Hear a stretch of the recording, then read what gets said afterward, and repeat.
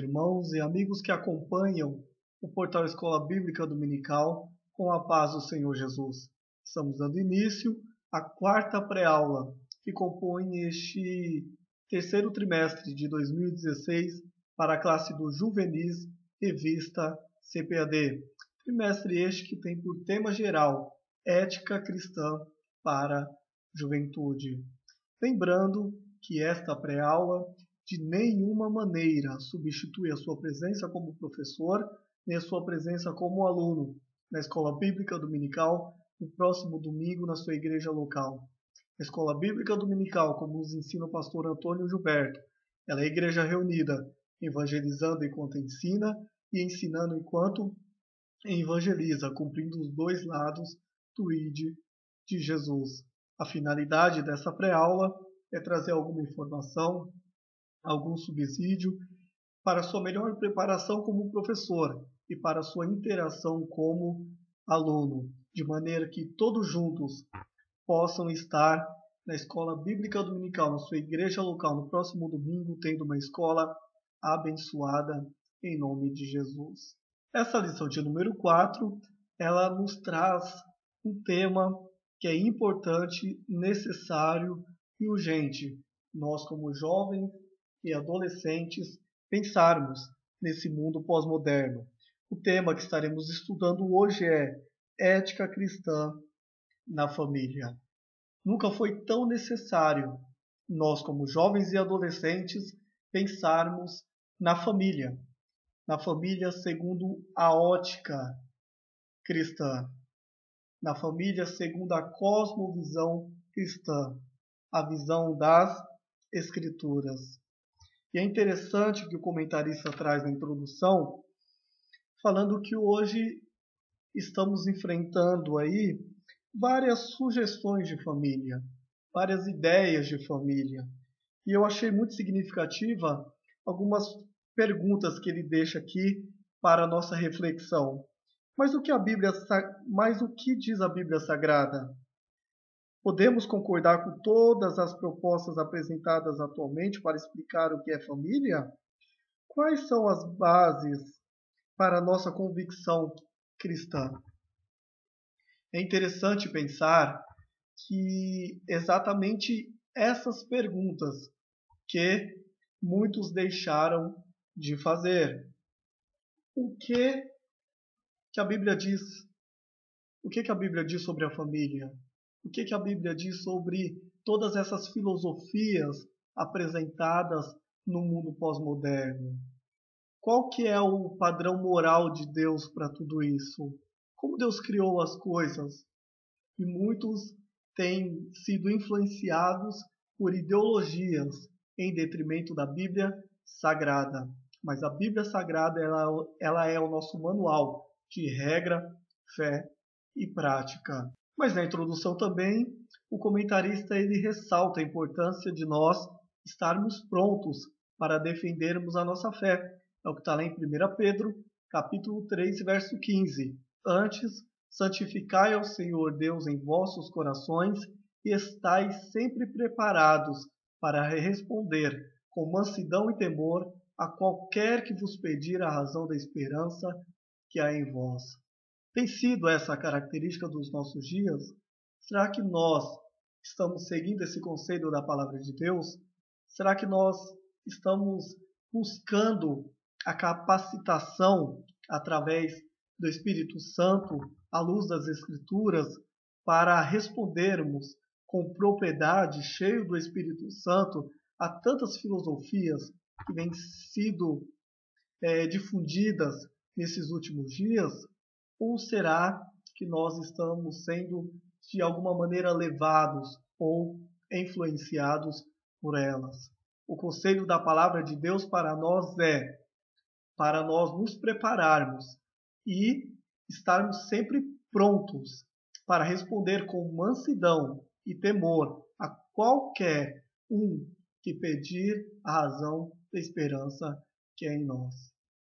O fato é que muitas ideias e muitos conceitos de famílias vêm tomando conta da mídia, vem tomando conta da internet, vem tomando conta de algumas comunidades por aí.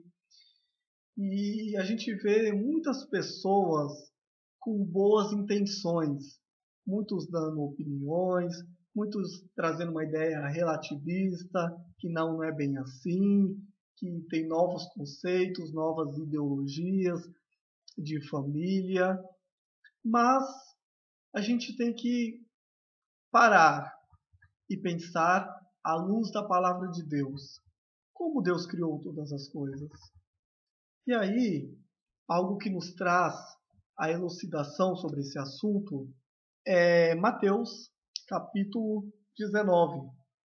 Mateus, capítulo 19, nos trará muitas informações importantes e relevantes a respeito da família.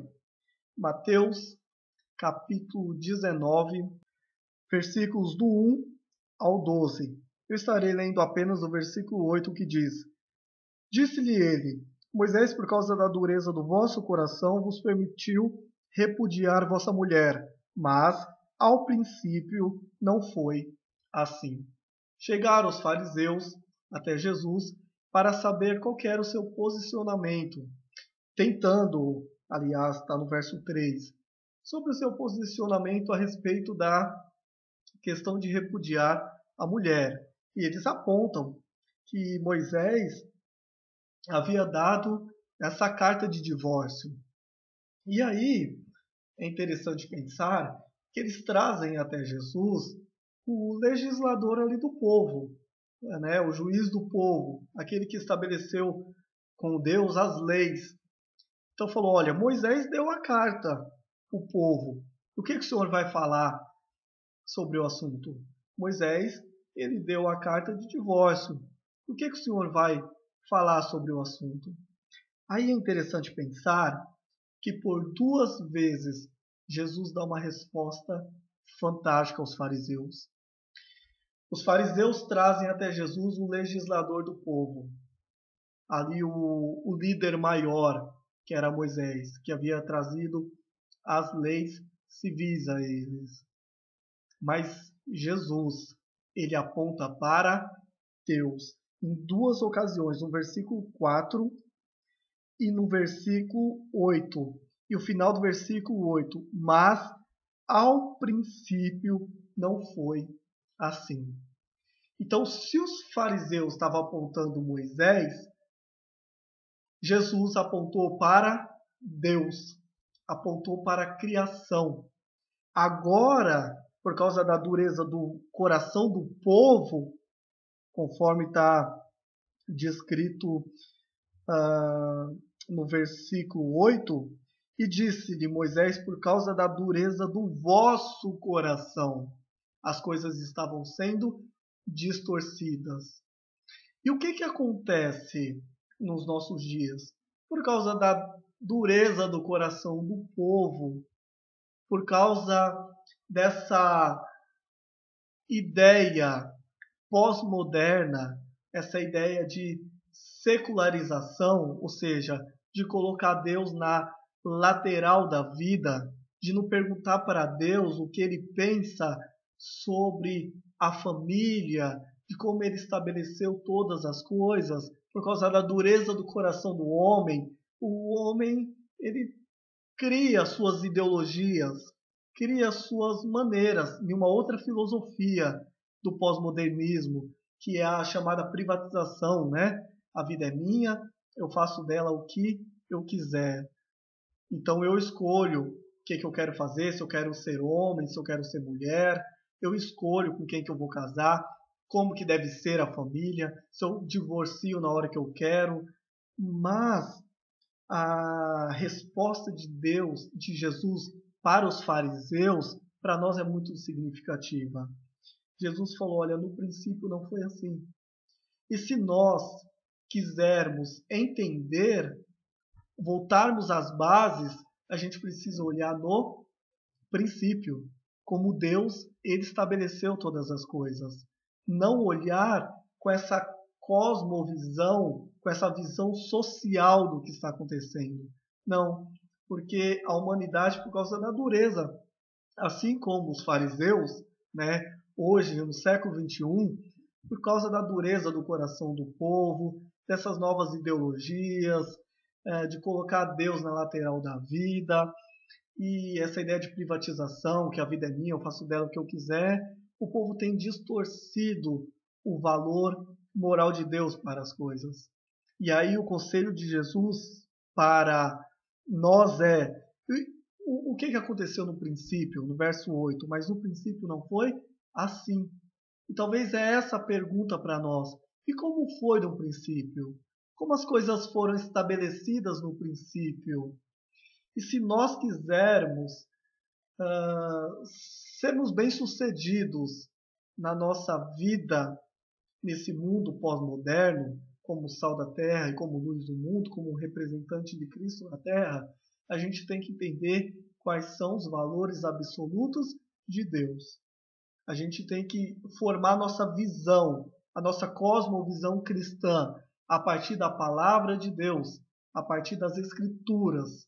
A gente tem que enxergar o mundo através do óculos de Deus, através do óculos do cristianismo, através do óculos do Evangelho. Ter essa cosmovisão cristã. Mas a pergunta é: Jesus disse, mas ao princípio não foi assim. Então, como foi no princípio? Aí é interessante a gente pensar como Deus estabeleceu todas as coisas, como Deus estabeleceu a família. Gênesis capítulo 1 nos traz boas lições sobre o assunto. Gênesis capítulo 1, verso 26 diz: E disse Deus, façamos o homem à nossa imagem, conforme a nossa semelhança, e domine sobre os peixes do mar, e sobre as aves do céu, e sobre o gado, e sobre toda a terra, e sobre o réptil que se move sobre a terra.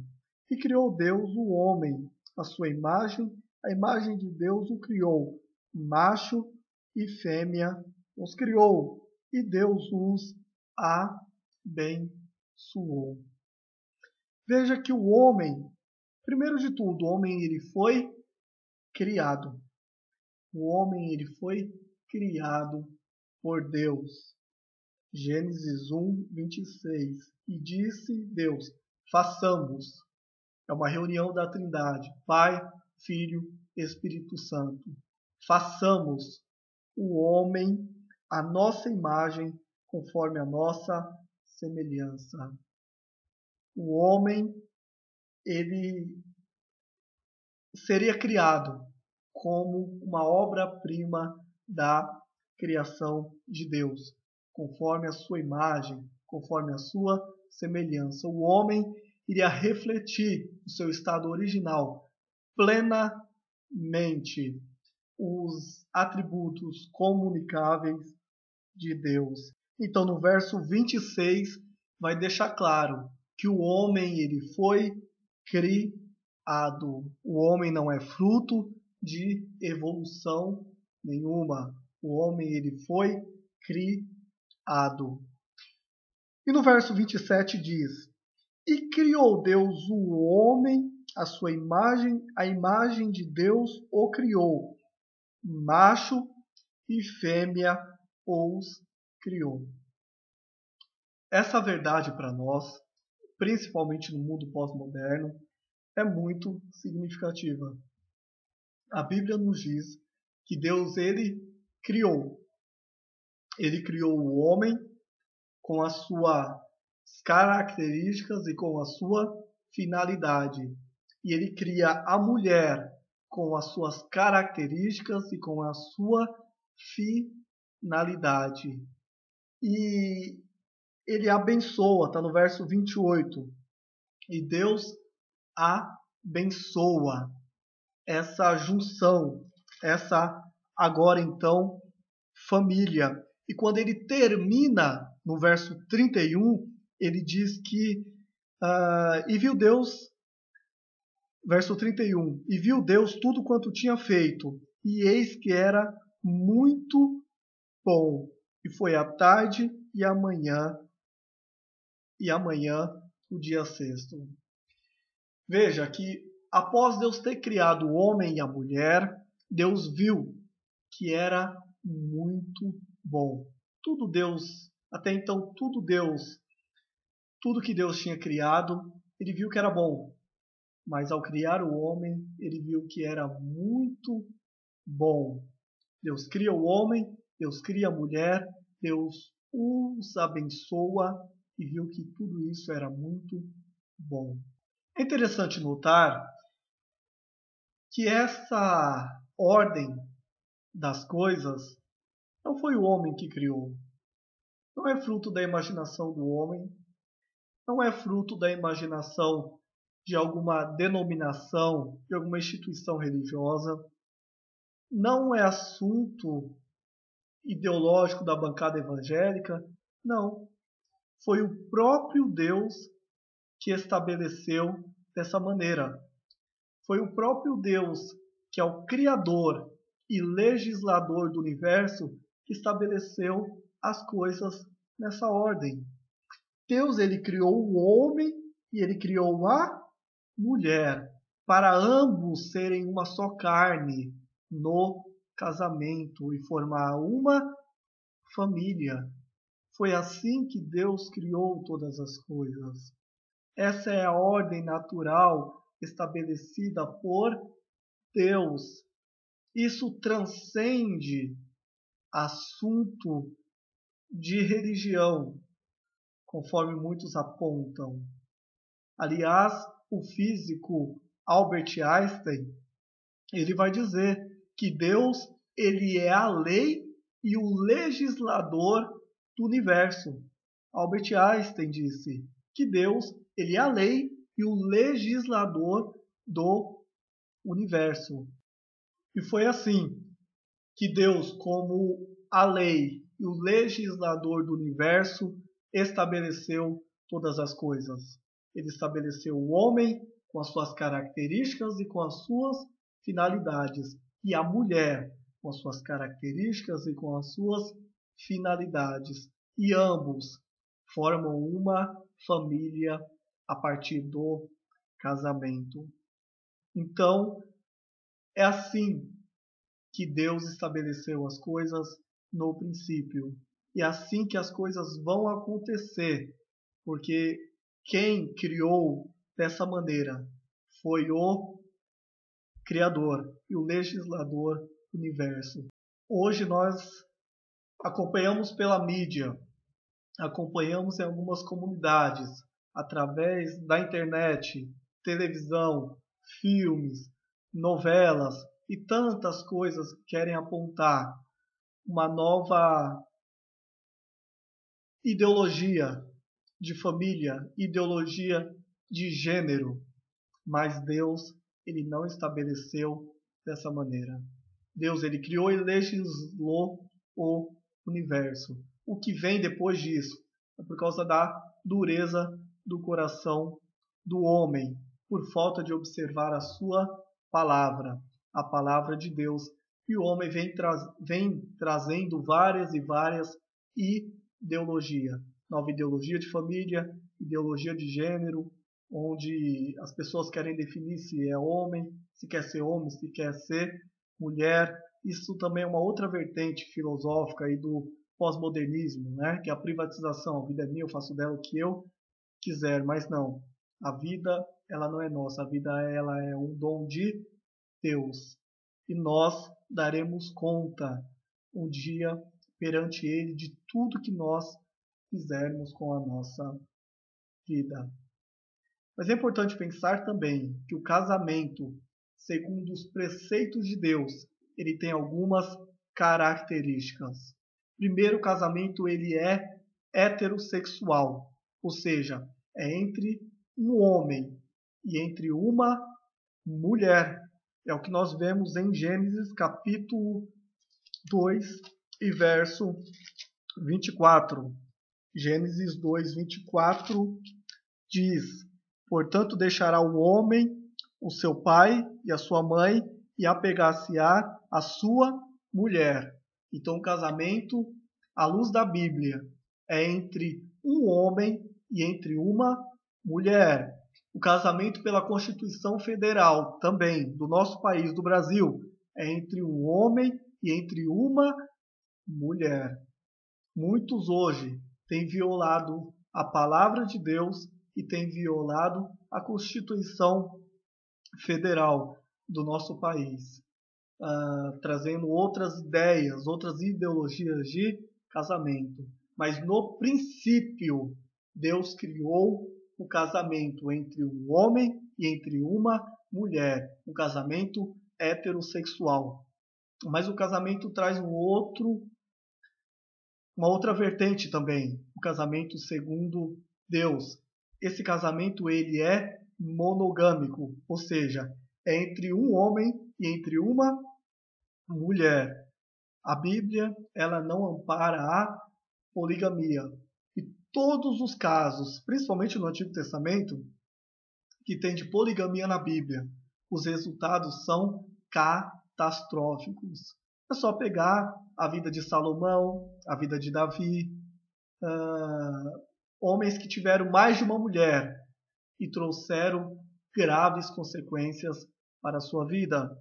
Então, o casamento, como Deus estabeleceu, é entre um homem e entre uma mulher, e os dois serão uma só carne.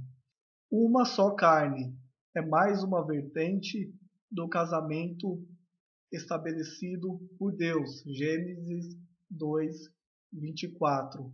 O casamento ele tem que ser monossomático, ou seja, o homem e a mulher agora se tornarão um só. E por último, mais uma característica do casamento estabelecido por Deus, esse casamento ele tem que ser indissolúvel. Portanto, o que Deus ajuntou, não separe o homem. Marcos, capítulo 10, versículo do 7 ao 9, para pegar o contexto como um todo. Portanto, o que Deus ajuntou, não separa o homem. O homem não deve separar aquilo que Deus uniu. Deus ele não obriga ninguém a casar com ninguém. Somos nós que escolhemos o nosso noivo, a nossa noiva e aquele ou aquela a qual formaremos uma família. Mas a partir do momento que escolhermos e casarmos, esse casamento, à luz da palavra de Deus, tem que ser indissolúvel. Por isso que casar, constituir uma família, tem que ser algo, além de tudo, em oração, pedindo a Deus que nos ajude a tomar a melhor decisão. Nós jovens que já estamos pensando nisso, em formar uma família, é importante a gente ter em mente que não é brincadeira, que precisamos, à luz da iluminação de Deus, escolhermos uma pessoa preparada por Ele, para constituirmos e formarmos uma família. Essas verdades sobre o casamento, ela não é uma verdade que fica apenas em Gênesis. A gente já leu, inclusive, em Mateus, onde nós tiramos algumas verdades. Mateus, capítulo 19. A gente nota que essas verdades sobre o casamento, ela está em Gênesis capítulo 1, capítulo 2, onde a gente já leu. Ela está nos evangelhos, Mateus 19, Marcos do 7 ao 9. Essas verdades estão centralizadas nas cartas de Paulo, aqui eu quero enfatizar Efésios capítulo 5 e verso 31. Então, para eu assegurar um casamento, por exemplo, entre duas mulheres ou dois homens, eu tenho que distorcer ou relativizar a Bíblia como um todo. Não é só Gênesis, porque Gênesis me assegura um casamento segundo o padrão bíblico, segundo o padrão que Deus criou e legislou as coisas. Os evangelhos também, o Novo Testamento. E quando a gente olha as cartas também. Então a Bíblia como um todo traz a mesma ideia de como Deus criou e estabeleceu as coisas, de como Deus criou e legislou todas as coisas. Então ela é uma ideia global e não lateral na Bíblia Sagrada. Então que possamos ter isso em mente. A família, segundo Deus estabeleceu, ela é uma verdade global em toda a Bíblia e não lateral e muito menos relativa. O comentarista, no tópico 2 da lição, ele vai abordar algo importantíssimo. O tópico que tem por título a importância da família no século XXI, ele vai trazer como subtópico a importância de nós defendermos a nossa fé. Ele vai abordar aqui Romanos capítulo 12, verso 2, que diz assim, Romanos capítulo 12 e verso 2. E não vos conformeis com este mundo, mas transformai-vos pela renovação do vosso entendimento, para que experimenteis qual seja a boa, agradável e perfeita vontade de Deus. Esse conselho da palavra de Deus para nós jovens e adolescentes do mundo pós-moderno é importantíssimo. A Bíblia diz para nós não nos conformarmos, não se amoldar a esse sistema do mundo, esse sistema que jaz no maligno. Então não vos conformem, não se amoldem a esse sistema. Mas eu faço o quê? Mas transformai-vos. E como eu me transformo? Através da santificação, que a Bíblia diz que sem a qual ninguém verá Deus. E por onde? Pela renovação do entendimento. Talvez a pergunta que nos fica é: o que tem ocupado a nossa mente? O que tem ocupado de 24 horas do nosso dia? O que tem ocupado a nossa mente? Quanto tempo a gente tem gastado para ler a Bíblia, para orar a Deus, para buscar um relacionamento com Ele? De 24 horas do nosso dia, o que tem entrado na nossa mente? Tem sido a renovação da nossa mente as características ou a característica dos nossos dias? Para que experimenteis qual seja a boa, agradável e perfeita vontade de Deus. Essa palavra experimenteis, no grego, ela quer dizer para que você possa discernir qual é a boa, perfeita e agradável vontade de Deus. Para a gente discernir a vontade de Deus, e a vontade de Deus ela é boa, agradável e perfeita, a gente precisa transformar a nossa vida e renovar a nossa mente. Então, que fique esse conselho para nós, à luz da palavra de Deus, transformar nossa vida através da santificação e renovar a nossa mente através da palavra de Deus. E eu estou convicto que se nós, jovens e adolescentes desse mundo pós-moderno, cheio de tantas filosofias que nos apresentam por aí, se a gente não renovar a nossa mente, se a gente não nos transformar à luz de uma santificação, de uma comunhão com Cristo, nós teremos grandes problemas e enfrentaremos sérias dificuldades. Mas o comentarista, também no tópico 2, ele vai mostrar a importância de honrar o pai e honrar a mãe. Tem sido essa a característica dos nossos dias? Honrar o pai e honrar a mãe? Ou será que não? Quando a gente observa o que vendem para nós na escola, na faculdade ou a mídia, é uma ideia de independência. É uma ideia de que, por causa de um aparelho de celular, de internet, a gente não precisa mais de ouvir conselhos de pai, conselhos de mãe. A gente pode viver a nossa vida da maneira que achamos que tem que ser, mas Deus não estabeleceu assim. Deus ele estabeleceu a família. Deus ele estabeleceu os pais como a extensão do cuidado dele para conosco. A extensão do cuidado de Deus para com você é o seu pai e a sua mãe.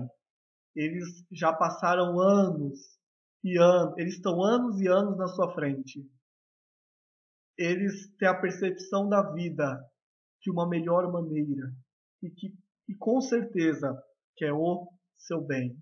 De tantos bonitos exemplos que a gente vê à luz da Bíblia de jovens que foram obedientes aos pais, tiveram sucesso.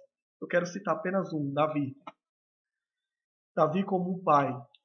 Davi como pai de Salomão. Provérbios capítulo 4.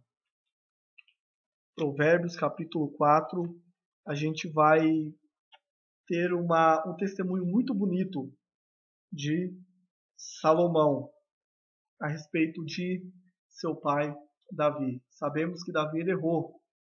Errou com Absalão, com Aminon, com Tamar, teve tantos problemas.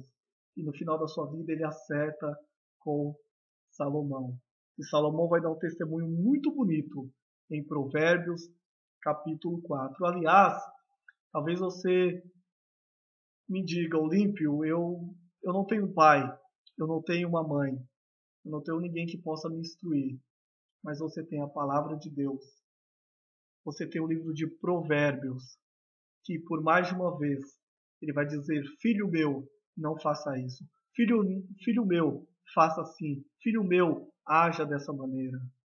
É o cuidado de Deus com você. É uma fala paternal das Escrituras. A Bíblia, ela é a boca de Deus falando conosco. Talvez você não tenha um pai, você não tenha uma mãe, mas você tem Pai Celestial. E através da sua palavra, ele cuida muito bem de você. O fato é que Salomão ele dá um testemunho muito bonito para nós aqui em Provérbios capítulo 4. Eu vou ler a partir do verso 3. Porque eu era filho de meu pai e único em estima diante de minha mãe. E ele ensinava-me e dizia-me: retém as minhas palavras no teu coração, guarda os meus mandamentos e vive.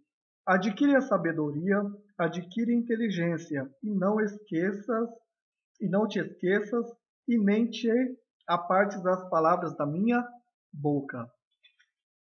Então Davi está dando conselho a Salomão, para que Salomão guardasse todos os conselhos dele, de Davi, em seu coração. E que conselhos é esse que Davi deu a Salomão? Versículo 5. Adquire a sabedoria, adquire a inteligência, e não esqueça e nem te apartes das palavras da minha boca. Então o conselho foi: olha, Salomão, adquire a sabedoria, adquire a inteligência.